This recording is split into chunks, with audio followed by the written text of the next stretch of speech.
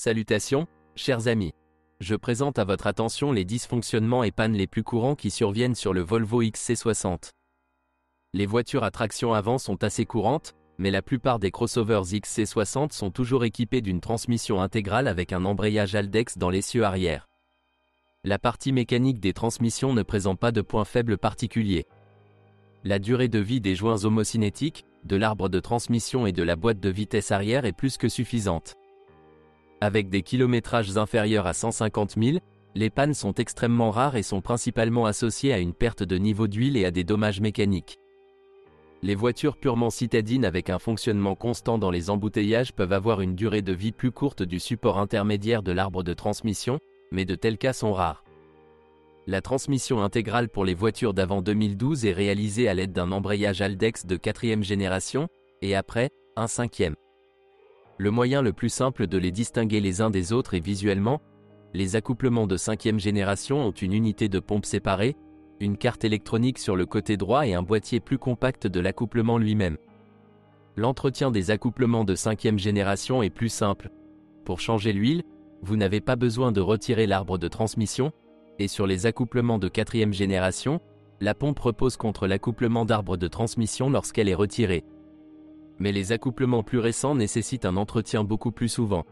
Le tamis de la pompe se bouche après 20 000 à 30 000 km, ce qui entraîne sa défaillance. La 5e génération ne dispose pas d'accumulateur hydraulique ni de filtre séparé. Sa conception est généralement beaucoup plus simple et moins chère, mais reste malheureusement plus coûteuse à réparer. Le 4e Haldex est bien mieux conçu à cet égard.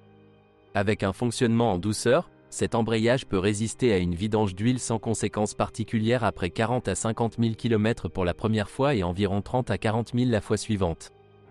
Pour les conducteurs prudents et avec un kilométrage inférieur à 100 000, l'huile peut s'avérer propre. Et les risques de panne de pompe sont bien moindres. Un embrayage de toute génération utilisant activement la transmission intégrale doit être reconstruit en retirant le couvercle et en nettoyant le carter tous les 2 ans.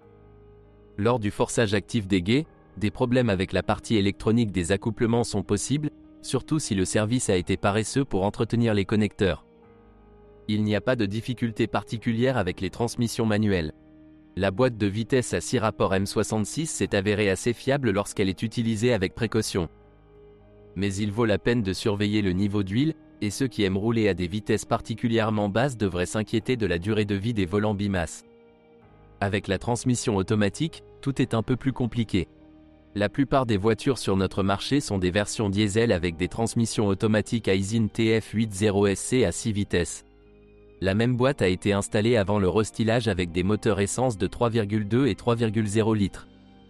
Les voitures à essence de 2 litres prestylées étaient équipées d'une transmission automatique présélective 6DCT 450 fabriquée par Getrag.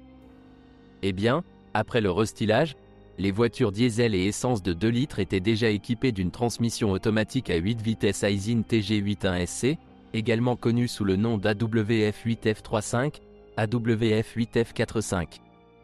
Le nombre de plaintes concernant les transmissions automatiques Aisin est assez important, mais elles sont néanmoins considérées comme assez fiables et les conducteurs Volvo expérimentés les adorent.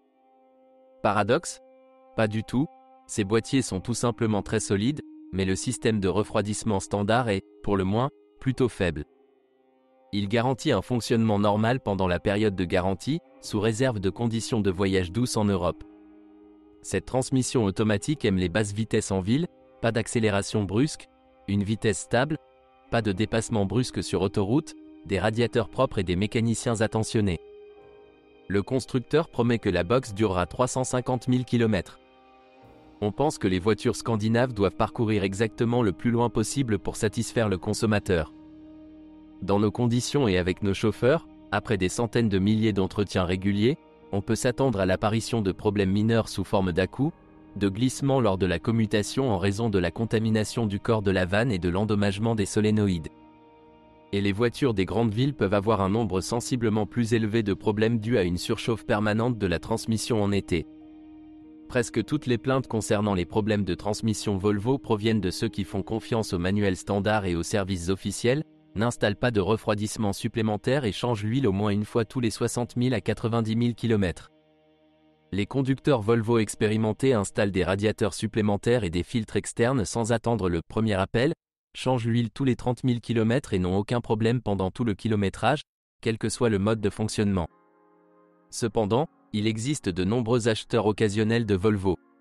Et nombreux sont ceux qui considèrent la conception d'usine comme infaillible et la nécessité de réparation régulière comme une tâche incontestable et facile, même parmi les fans de la marque. Cela vaut donc la peine de parler des problèmes qu'ils rencontrent. Le principal problème de toutes les transmissions automatiques à usine est l'usure de la plaque du corps de soupape et le manque de kit de réparation de solénoïdes officiels.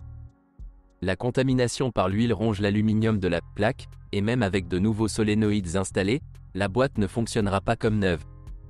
Plus précisément, cela ne fonctionnera plus une fois la limite d'adaptation de la centrale atteinte, et ces limites sont assez grandes. Alors un scanner et un rinçage font souvent des merveilles, l'essentiel est de ne pas laisser la transmission automatique détruire la pièce mécanique.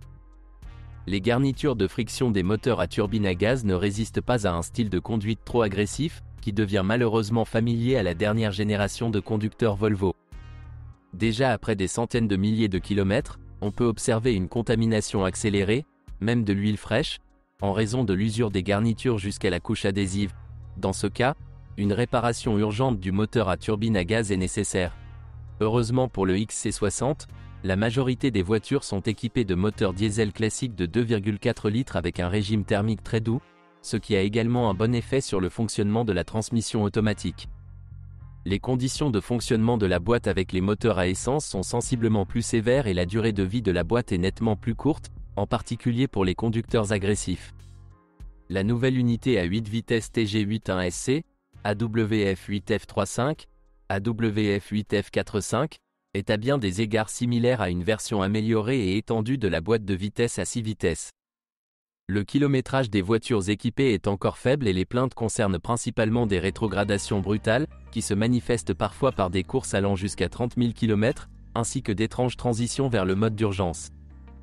Le design reste assez exotique pour notre marché, il y a donc forcément des problèmes de réparation.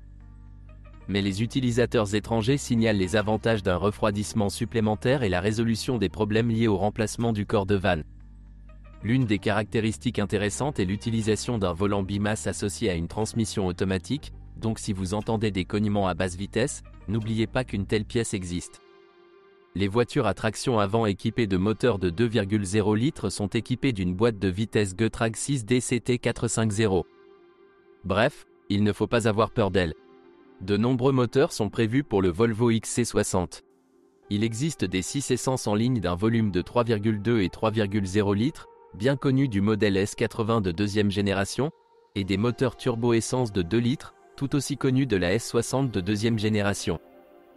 Mais étonnamment, l'option la plus populaire s'est avérée être les moteurs diesel de 2,4 litres dans diverses options de suralimentation.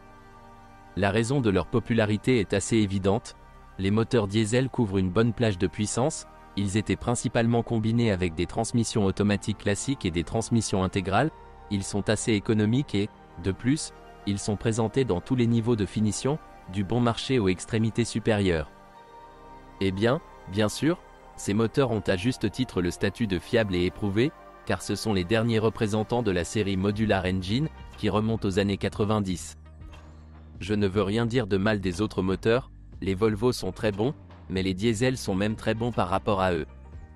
Les moteurs de la gamme D5 2480 de 3e génération, installés sur le XC60, ont conservé les principales caractéristiques de leurs prédécesseurs.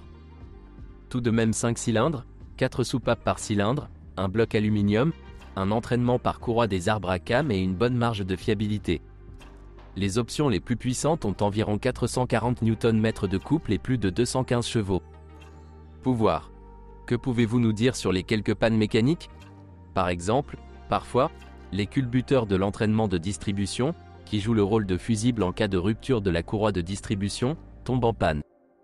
Ils sont sensibles aux pannes dues à la torsion, en particulier sur les moteurs dont le kilométrage est supérieur à 200 000. Il est recommandé de changer le mécanisme de distribution tous les 60 000 et de le surveiller attentivement pour détecter toute contamination par l'huile. Les moteurs sont sujets à la buée et même aux fuites. Les plaintes les plus courantes sont causées par des problèmes diesel assez typiques, contamination et fuite des injecteurs, contamination du collecteur d'admission et panne de l'entraînement du registre de changement de géométrie, contamination de la vanne EGR, contamination et fuite de son échangeur de chaleur. La contamination du filtre à particules diesel est, en général, un problème typique de tous les moteurs diesel, mais le moteur Volvo n'aime vraiment pas ceux qui ne conduisent pas du tout sur l'autoroute. De nombreux problèmes mineurs sont causés par la disposition des systèmes auxiliaires. Pour une raison quelconque, le long collecteur d'admission et ses vibrations sont considérés par les propriétaires comme la cause des fuites d'huile, bien qu'en pratique, les fuites d'huile de l'admission ne soient qu'un indicateur. Et la modification à la mode parmi les conducteurs Volvo avec l'installation d'un support de montage supplémentaire ne réparera pas le système de ventilation du carter. Bien que les vibrations du collecteur d'admission provoquent un frottement du faisceau de câbles du compartiment moteur et du tuyau de refroidissement avant, une méthode plus efficace consiste à retirer le résonateur de Helmholtz, qui est très gros et peut frotter un trou dans le système électrique et de refroidissement. Une autre caractéristique des moteurs du XC60 est l'absence de jauge d'huile standard. Un capteur de niveau électronique est utilisé ici. Si possible, cela vaut la peine d'installer une jauge classique. L'huile peut commencer à diminuer très rapidement si le système de ventilation est sale ou si la turbine est endommagée, et l'électronique tombe parfois en panne, et le capteur électronique est déjà responsable de nombreux moteurs en panne. L'apparition de fissures dans les pistons dues à des fuites d'injecteurs et à un sursoufflage est malheureusement un problème assez courant. Surtout si de l'huile de coquefaction a été utilisée, les bus de refroidissement des pistons sont sales et le propriétaire ne fait pas attention pendant longtemps au volume excessif de gaz de carter. Lors de l'achat d'une voiture, faites attention au volume de gaz de carter et à l'huile moteur. Et il est préférable de mesurer la compression même avec un court kilométrage, surtout s'il y a des signes de surchauffe ou la probabilité d'installer un réglage des puces. Lors de l'utilisation d'huile SAE20 à faible viscosité, il existe également un risque d'éraflure du vilebrequin et d'usure accrue des chemises après 150 000 km, mais il s'agit toujours d'un problème très rare. Dans le monde des moteurs jetables modernes, les moteurs de cette série peuvent encore être considérés comme un bastion de stabilité, de facilité d'entretien et de caractère raisonnable. Ceci conclut les informations sur les problèmes du Volvo XC60. Si vous en savez plus ou si vous n'êtes pas d'accord avec ce que vous avez entendu, je vous attends dans les commentaires.